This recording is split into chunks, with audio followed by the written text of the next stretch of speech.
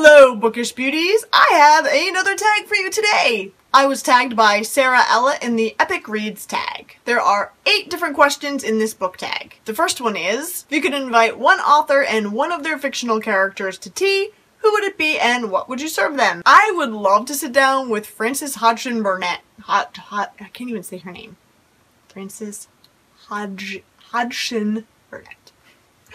I would love to sit down with Frances Hodgson Burnett and Sarah Crewe from A Little Princess. Not only is Sarah Crewe my favorite fictional character of all time, but Frances also wrote A Secret Garden. Both of those books are pretty incredible, so I'd love to talk to her, and I'd also love to talk to Sarah because I kind of want to be like Sarah Crewe. As for what I would serve them, I guess whatever you serve at tea. Here in the US we don't really do tea, but I'm guessing it would be like tea and some biscuits or a cake or something. Little finger sandwiches. Number 2, what book do you wish the author would write a prequel for? The one that immediately comes to mind, of course, is J.K. Rowling, and the prequel would be Lily and James's story. And even though we kind of got a prequel for the Lunar Chronicles, I wouldn't mind seeing one that's about Cinder and her story and everything that led up to her becoming a cyborg. Number 3 is, which 2 characters not from the same book do you think would make a great couple? I'm gonna be a little bit non-traditional and not go with a romantic couple, but I think Guy Montag, however you say it, from Fahrenheit 451, and Liesl from The Book Thief would make an awesome team. Both of them have come to realize the importance of books. They're willing to risk their lives to save them. And I also feel like Liesl would really understand the world of oppression that Guy came from. I think the 2 of them together would be able to save a lot of books. You know, if we lived in a world where there weren't allowed books.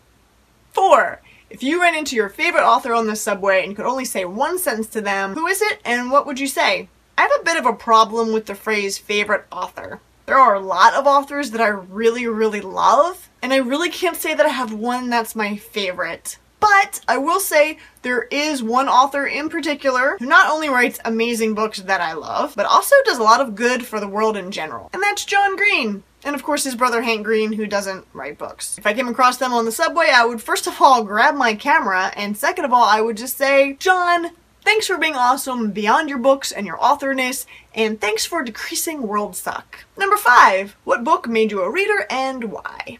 I'm sure somewhere in my early childhood there was a book that my mom read me that I loved. I honestly can't remember when I became a reader. I was always a reader. I was, I think, born a reader. The first series that I remember loving and devouring almost every book of was The Babysitter's Club, and the first book that I considered my favorite book was A Wrinkle in Time. Number 6, Incendio! Your bookshelf just caught on fire. What is the one book you would save? So, I don't really think I would save any books. I could get any of them on any number of websites and replace my entire collection in about a week, assuming I had the money to do that.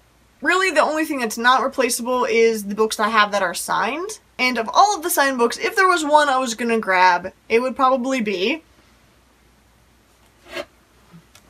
10. The Carlo MFA Anniversary Anthology. This is a book that I'm absolutely sure you've never heard of. It is not available in a bookstore or online, which is one of the reasons I probably would pick it. You can really, I think, only get it through like the Carlo English department. But more importantly than that, this book contains the first short story that I ever had published. It also contains the short stories, poems, and nonfiction essays of a lot of my co-students at Carlo University. And because I am friends with so many of them and know so many of them, there are an awful lot of signatures and personal notes in this book. So with all those factors combined, this is probably the one that's really not that replaceable.